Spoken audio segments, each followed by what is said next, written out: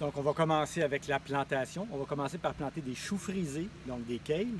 Les choux frisés ont déjà été partis à l'intérieur à partir de la fin du mois de mars à peu près. Et voilà ce que ça donne. Donc, ça, c'est une variété de chou kale, la plus populaire.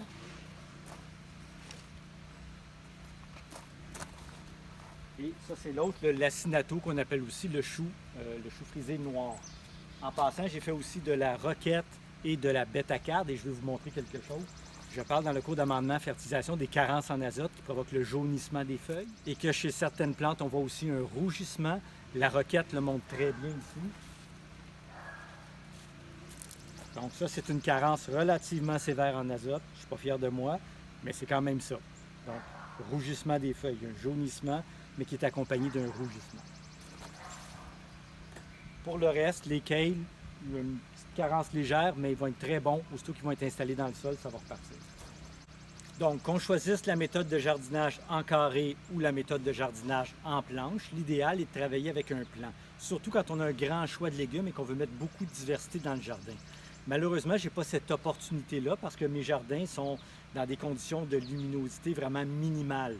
Normalement, on dit qu'un potager devrait recevoir un minimum de 6 heures par jour de lumière. Ici, c'est tout juste 4 à 5 heures, gros maximum. Donc, c'est très limité comme éclairage. Ce qui fait que le choix de plantes que je peux cultiver ici est très limité. Je vais beaucoup avec des légumes-feuilles, lequel représente pratiquement le tiers du potager. Donc, je ne fais pas de plan. Je vais commencer par placer mon kale et ensuite, je vais compléter avec les quelques autres semences que je vais pouvoir mettre au jardin. Donc, cet après-midi, je plante le kale, je plante des pommes de terre et on va pouvoir semer des trucs comme les épinards, par exemple, ou les betteraves. Alors, je commence pour la plantation. C'est relativement simple. Je répète, les plants ont été partis à l'intérieur, donc ils sont déjà bien enracinés. On va voir ce que ça donne. Donc, ils sont plus que prêts. Il y avait très hâte d'aller dans le jardin. Et pour toute la famille du chou, chou-fleur, brocoli, chou frisé, toujours planter un petit peu plus creux qu'il ne l'était à l'origine. Donc, avant de planter, on peut enlever quelques feuilles qui sont plus faibles ou pâles à la base de la plante. Comme ça. Et on est prêt à planter. Je rappelle, la famille du chou, on plante plus creux. Donc,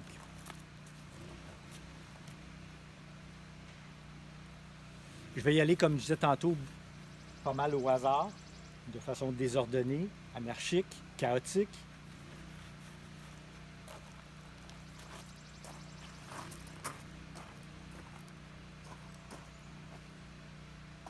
J'évite de mettre la même plante toutes dans le même paquet. Donc, je vais laisser des espaces entre mes endroits où je vais mettre des kales. Ça. Et avec l'autre type de kale aussi mélangé à travers.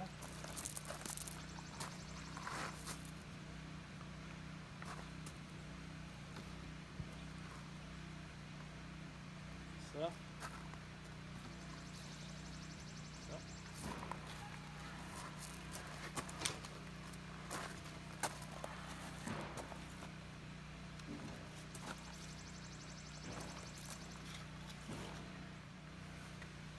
Ensuite, je vais mettre de la bêta-carde et je vais compléter avec des semis, carottes, betteraves, laitues, épinards, etc. Donc, je vais placer quelques bêta-cardes à travers mes kales et le reste, comme je disais tantôt, je vais compléter avec des semis.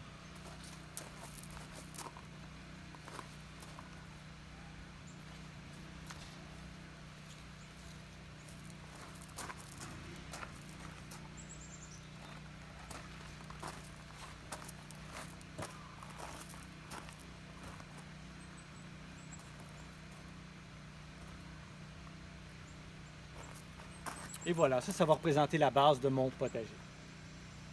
Donc, on va mettre une poignée de compost dans le trou de plantation de chaque plant de chou frisé. On va en mettre un petit peu aussi pour la bêta-carde, quoique c'est une plante moins gourmande. Normalement, je devrais aussi utiliser, à part le compost ou le fumier, je devrais utiliser la mycorhize au moment de la plantation pour les plantes gourmandes, mais les plantes de la famille du chou, dont fait partie le chou frisé kale, ne répondent pas à la mycorhize. Donc, c'est inutile de mettre de la mycorhize pour ces plantes-là. Donc, je vais garder ma mycorhize pour mes plantes plus gourmandes qui font partie de d'autres familles que les brassicacées. Donc, comme je le disais, je vais planter mes choux frisés un petit peu plus profond qu'ils ne l'étaient à l'origine. Donc, je fais simplement le trou avec ma main.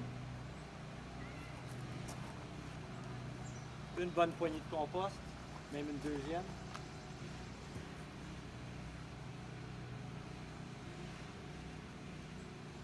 Je dépote ma plante doucement.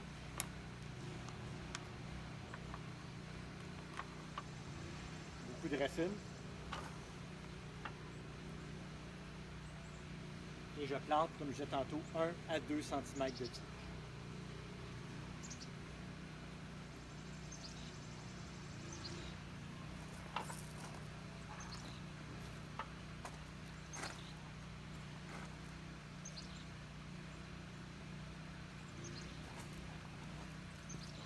Pour la bêta-carbe, je peux mettre aussi une petite poignée de compost, quoique c'est une plante moins exigeante. Et la même chose. Je dépote.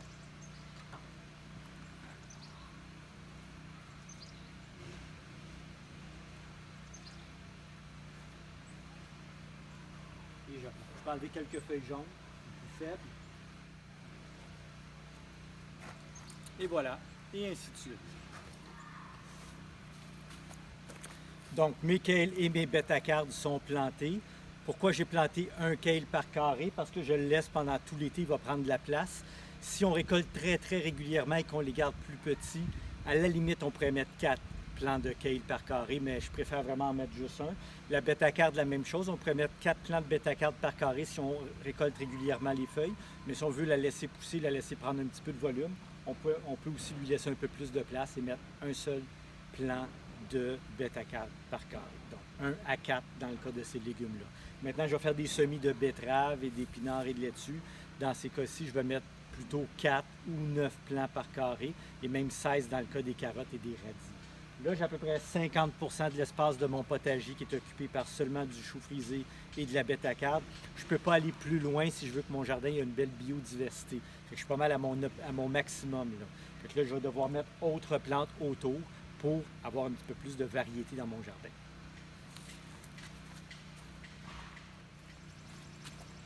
Donc, on est maintenant prêt pour le semis. Je préfère travailler à main nue pour le semis. Donc, on va encore une fois égaliser la terre encore un petit peu mieux. On va faire des trous. Donc, on va mettre une seule semence par trou. Et pour des semences comme les carottes, ça va être un petit peu plus difficile parce qu'elles sont très petites. On va peut-être être dû pour faire un éclaircissage après la levée. Donc, je vais prendre la caméra avec moi.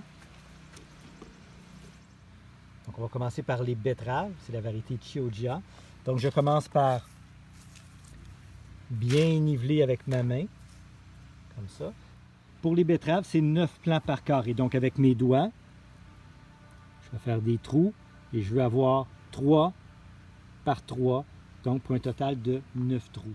La profondeur du semis va être équivalent à 3 fois la grosseur de la semence. Les semences de betteraves sont quand même un petit peu plus grosses. On va essayer de placer ça. Je suis prêt à faire mon semis de betterave, donc je vais mettre une semence par trou. Donc, j'ai fait des trous avec mes doigts et ensuite, je viens mettre une semence dans chacun des trous.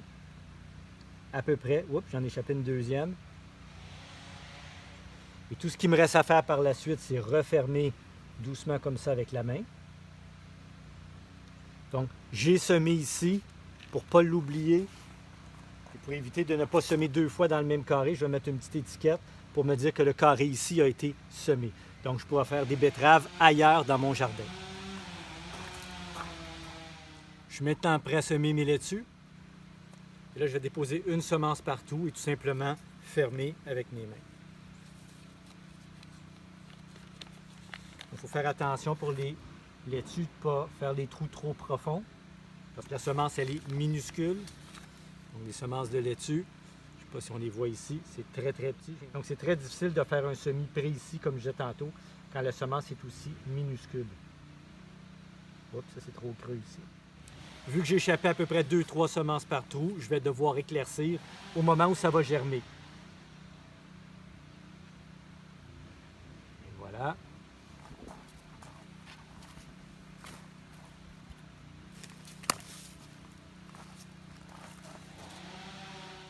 Donc ce carré-là a été semé en laitue. Je pourrais l'inscrire sur l'étiquette, mais simplement en indiquant que ça a été semé, pour moi c'est suffisant. Je vais voir après ça quand ça va sortir le design final. Donc j'ai fait mes 16 trous ici, prêts à recevoir mes 16 semences de carottes. J'ai fait la même chose dans la section ici, donc il va y avoir 16 carottes dans ce carré-là. Et j'ai fait un carré avec 4 trous ici où je vais semer de la roquette. J'ai complété la base de mon potager avec les plants. Je vais semer dans chacun des carrés restants et une fois que toutes les sections vont avoir été remplies, il va me rester à arroser le jardin et à laisser pousser. Donc ça, c'est pour le jardin en carré. Donc je répète, un plant, 4, 9 ou 16, dépendant de la grandeur du plant à maturité. Donc je répète, pour lesquels c'était un seul. Pour la roquette, ça va être 4 plants par carré. Pour les betteraves, c'était 9, alors que pour les carottes, c'était 16 plants par carré.